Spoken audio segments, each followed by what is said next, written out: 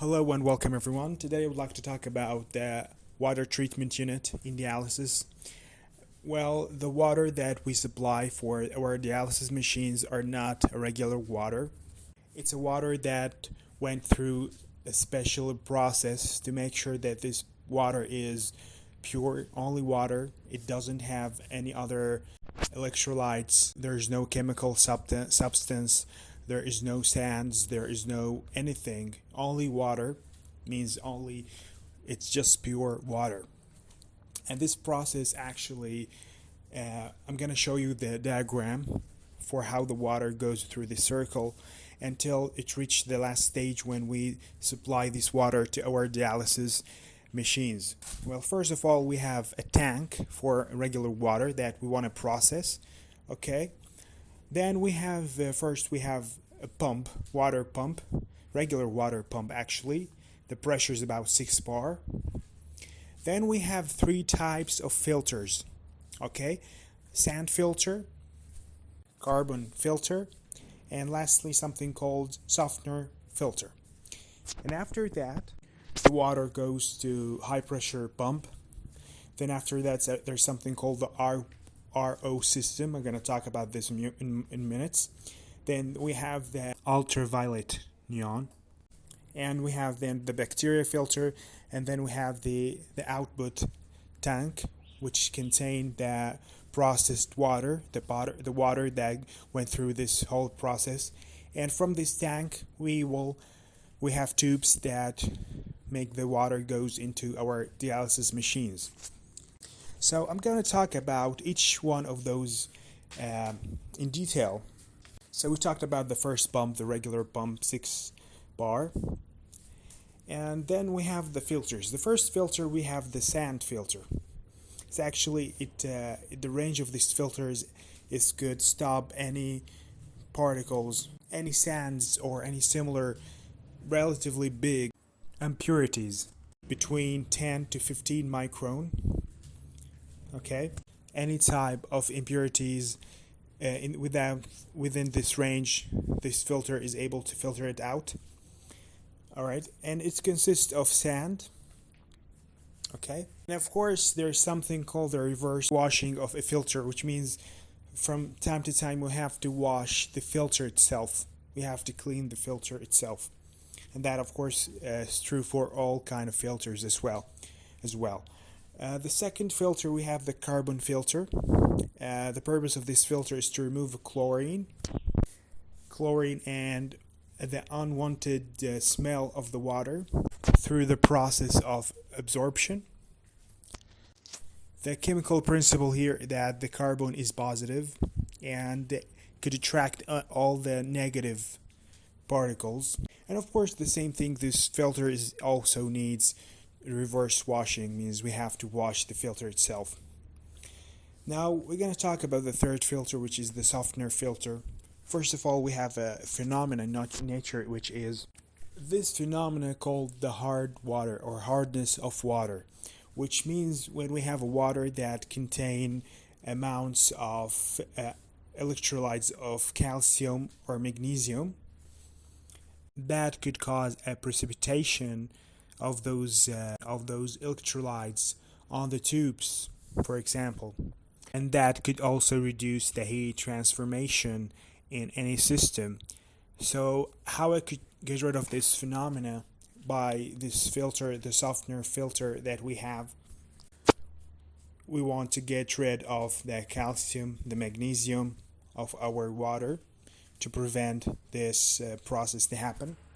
The same thing, the same principle as the previous one, we depends on that some substance that has positive charge and the other has negative charge, and in this way we could separate them from each other. And this actually way separate materials and substance actually is very common. To separate them depends on their charge.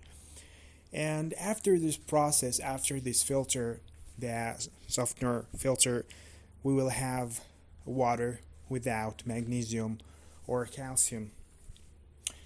And now we will move to the next stage in our process, which is the 5th stage, I believe, the RO system. And actually RO stands for reverse osmotic unit.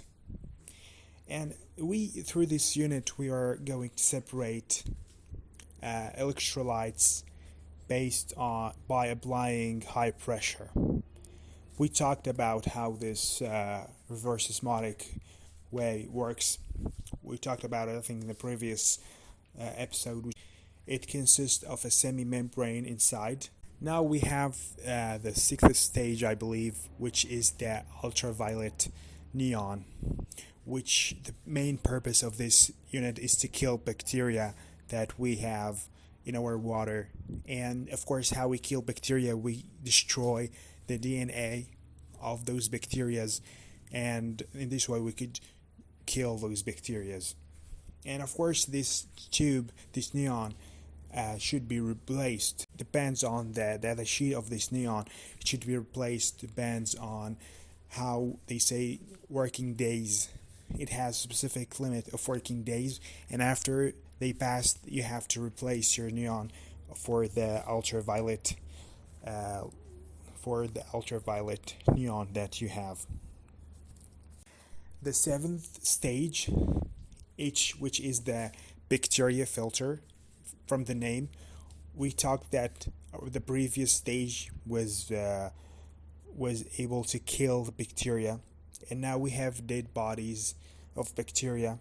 All right, so through this bacteria filter we get rid of those dead bacteria that we have in our water.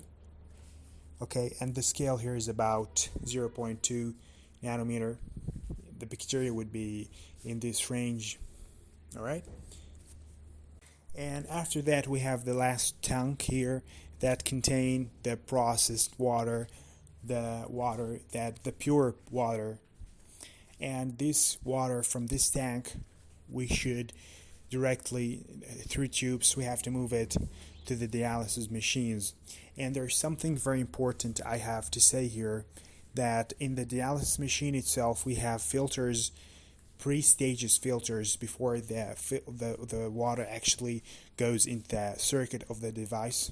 We have filters to make sure that the water is 100%. It's almost, actually, you can't make it 100%. Is as pure as possible. There's first the water inlet valve near the device. It's actually from the device.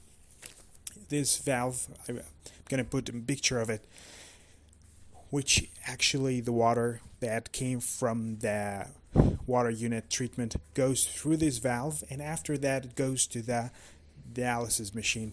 And also we have another filter for safety also, which is the dialysis filter in the back of the device. It looks like the dialyzer.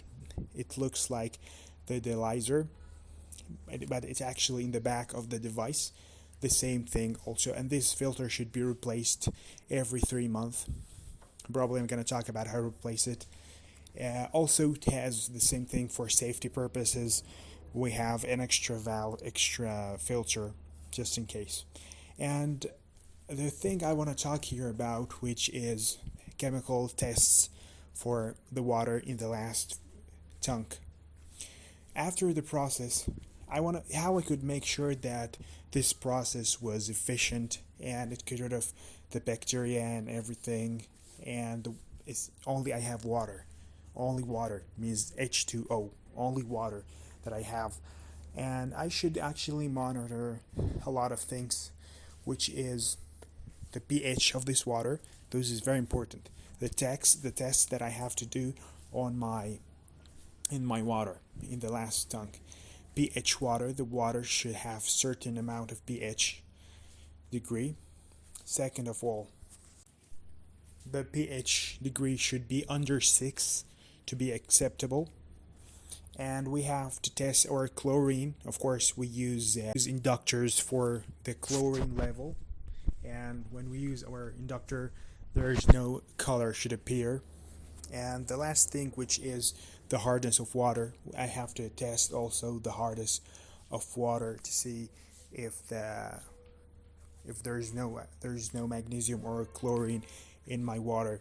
And of course, in the past, previously in the hospitals that has dialysis machines, Those tests was manual, means I'm gonna take water from the last tank and going to the lab, do some chemical work, use inductors, and I have to make sure that my work is accurate and to decide whether this unit, actually the whole unit, the water treatment unit, is working in the right way or not. Recently there is an electronic device that is used to test those three things that we talked about, and even more things, but those are the most important, which is the pH degree, the hardness of water, and the amount of chlorine. There's a device, and this device, I'm gonna put a picture of it. You fill it with water from the last tank, the processed water, theoretically, and you're gonna just turn on the device and gives you all the information: the pH, the hardness of water, and the chlorine level. And this procedure should happen regularly. Some of them we do it every day, and some of them we do it weekly or monthly, depends on the protocol in the hospital. It's very important to make sure that the water that we're using in our dialysis is actually purified. It's only water, because when we're going to mix it with other things in the dialysis machine, I know that the concentration, which the final concentration, is only the concentrations that I'm using from bottle A and B, and I don't have another outside source from the water itself. Okay, so I hope this was clear. I hope that was clear. That was my explanation about the water treatment unit in dialysis machines, and I'm sure that the same principle is used in other application in life, not only in dialysis, of course. They use the same principle in different when they manufacture probably medications. Some of them use them, even my sister told me they use it as well in civil engineering. This principle, how to purify water, treatment of water, literally, it's being used in a lot of different applications. Thank you so much for listening, and thank you. Goodbye.